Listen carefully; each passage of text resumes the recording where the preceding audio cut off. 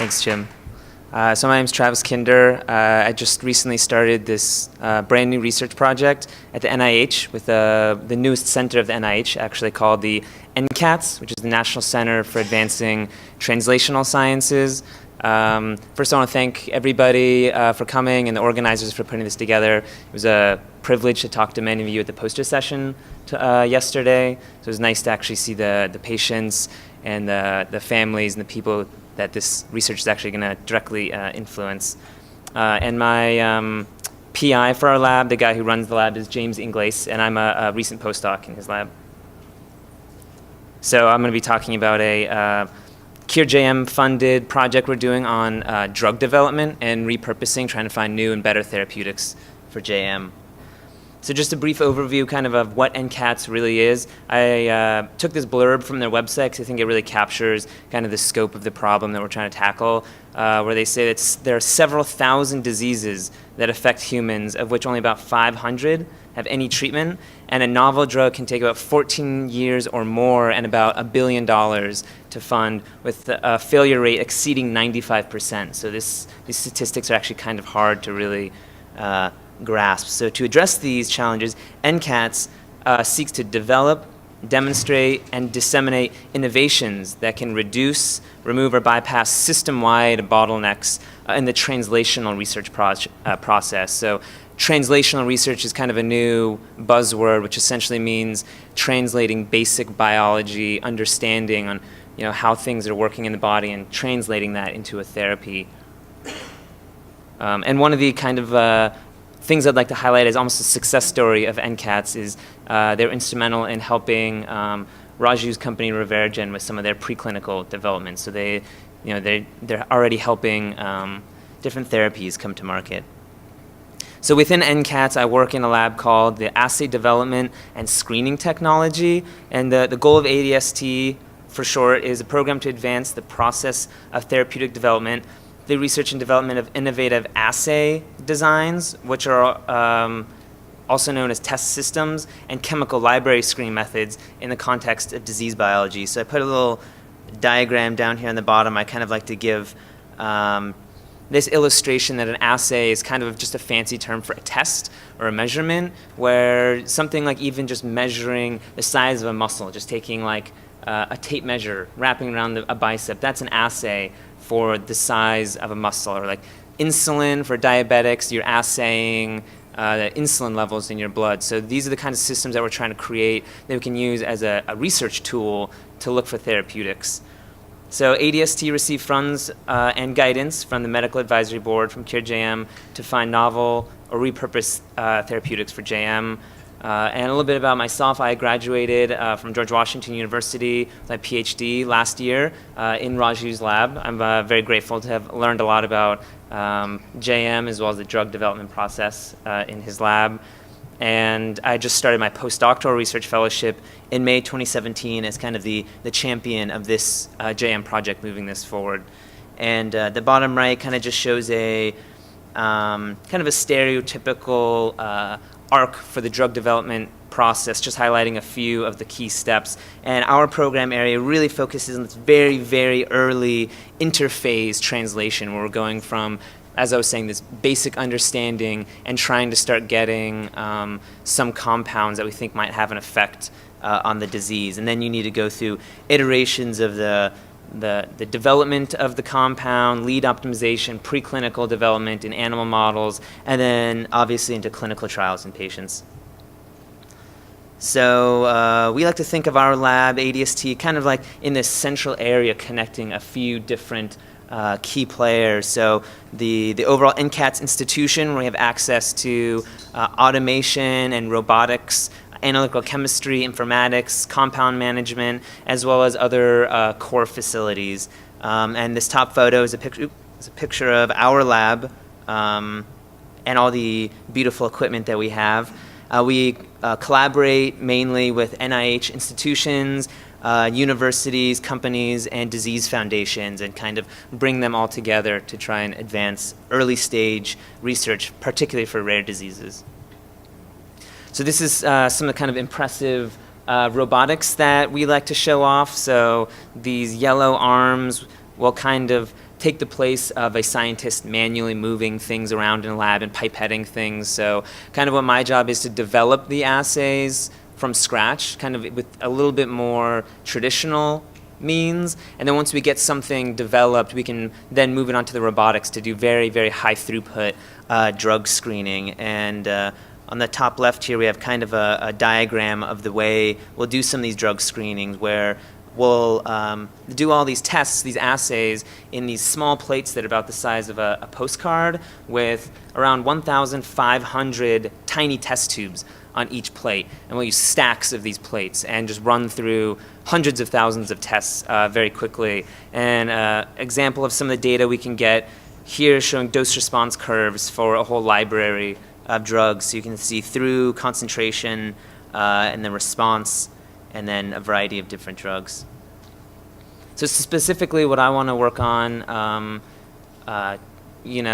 towards the JM model, because the devil is kind of in the details on what do we do with all of this technology. So after meeting with the medical advisory board, we had kind of talked about some of the different areas of therapeutics, what's currently out there and what's lacking. And so we're kind of trying to go in a direction that is underexplored and people aren't necessarily doing much research towards. So some of the major pathogenic features that are known in myositis we're trying to target is both the interferon system, which we heard a lot about this morning, and a major histocompatibility complex in myositis, which is another immune protein. So just briefly to show some of this data that's in the literature, showing both MHC class 1 and 2 in myositis muscle, which isn't normally in healthy muscle. So this protein in the muscle is already problematic.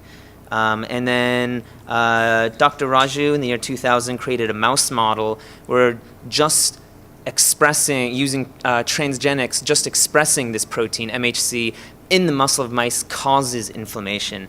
And so you can see in the histology slides, the little purple dots are all the inflammation caused by the inflammation, and the small, weak, unhealthy, distressed-looking mouse compared to a healthy, fat, plump mouse.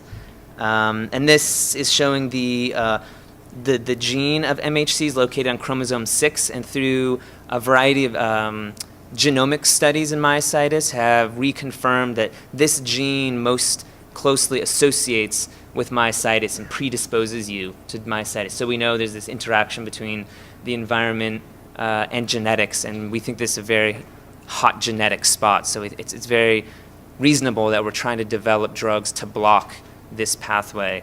Whereas a lot of the current therapies obviously are there to just eliminate the immune cells. So trying to kill all the immune cells with prednisone or immunosuppressives, and you can get rid of the immune cells but still have this residual MHC in the muscle or residual interferon. So we're trying to get some of these kind of residual features that aren't being taken care of.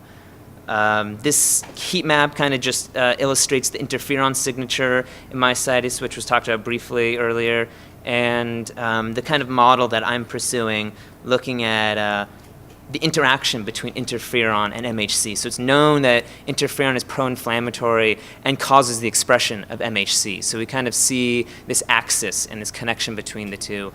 And then from the mouse model, we've seen that MHC expression causes more interferon. So the interferon causing MHC, causing interferon, there's this feedback loop that just continues the cycle, perpetuates the cycle of inflammation. So what we're looking for is compounds that can stop that perpetual cycle.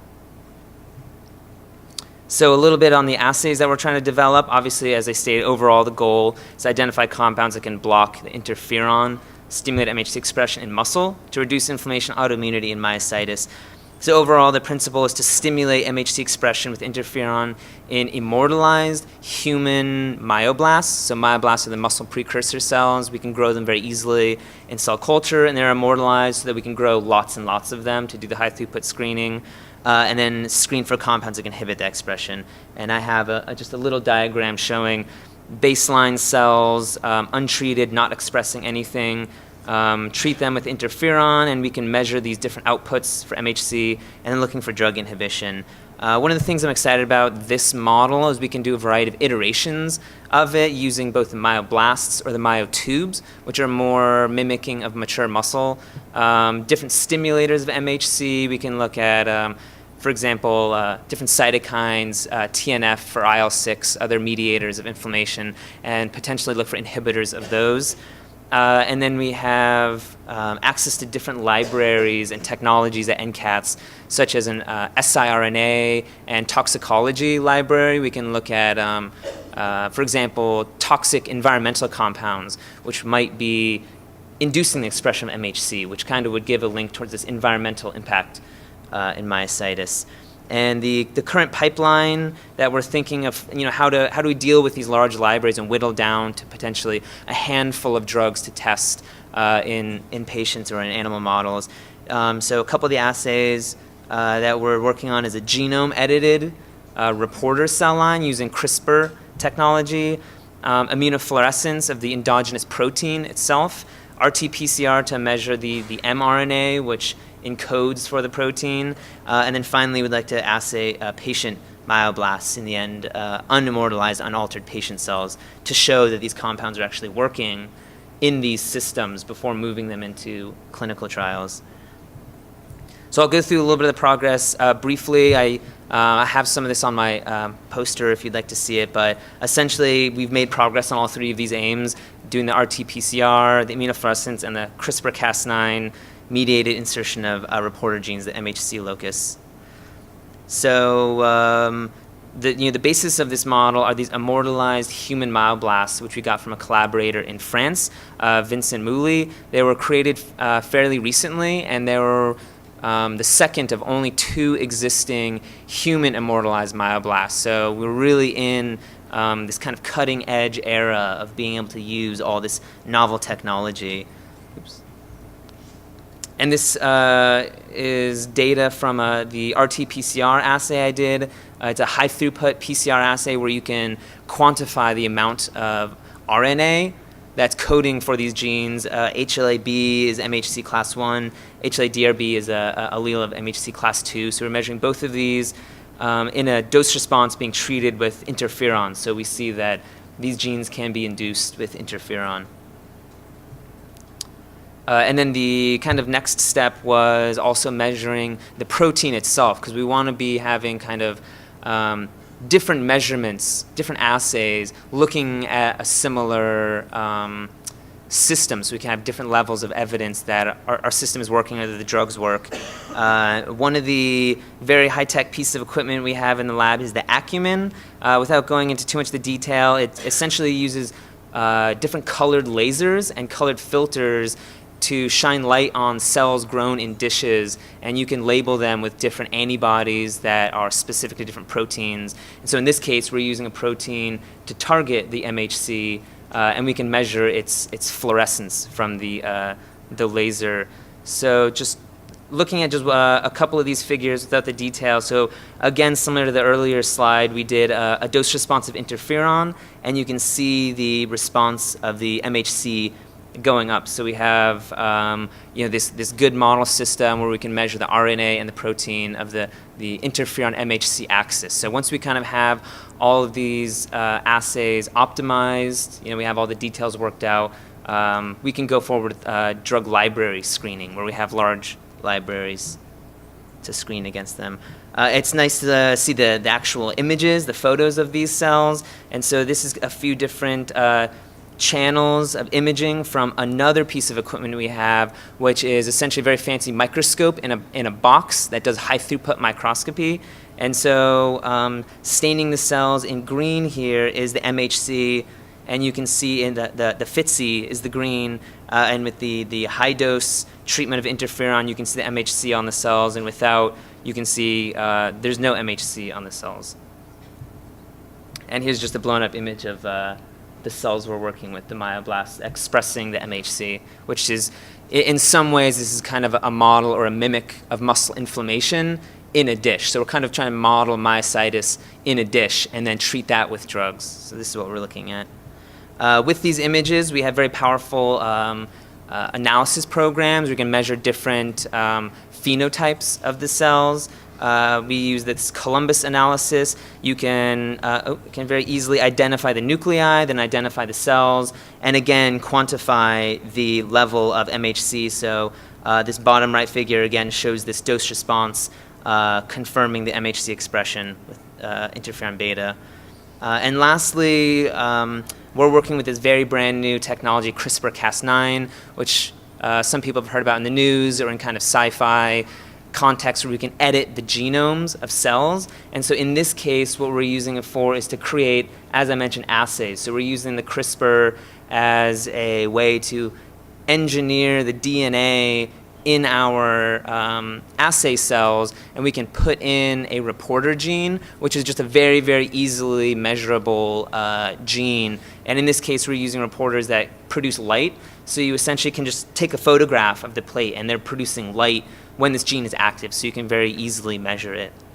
And I won't go through the different steps, but there's a variety of different steps of, how do you go about editing these cell lines. We've made progress on each of these steps, but it's a long and new process. We're still working through the kinks.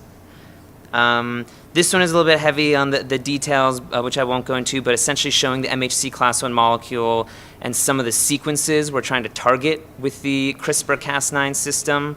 And we did genotype the cells we're working with.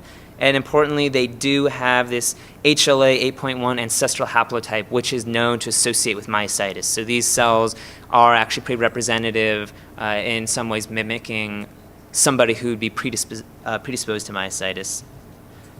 So in summary, in the Assay Development Screen Technology Lab at the National Center for Advancing Translational Sciences, NCATS, within the NIH, we're working to develop new or repurpose therapeutics for JM. We've developed assays to find compounds that inhibit the interferon-stimulated production of MHC in muscle to reduce inflammation, autoimmunity in muscle, specifically RT-PCR immunofluorescence and the reporter cells with CRISPR. And with that, I'd like to acknowledge members of our lab, CureJM. We're really appreciative of the funding to get this project going. So thank you.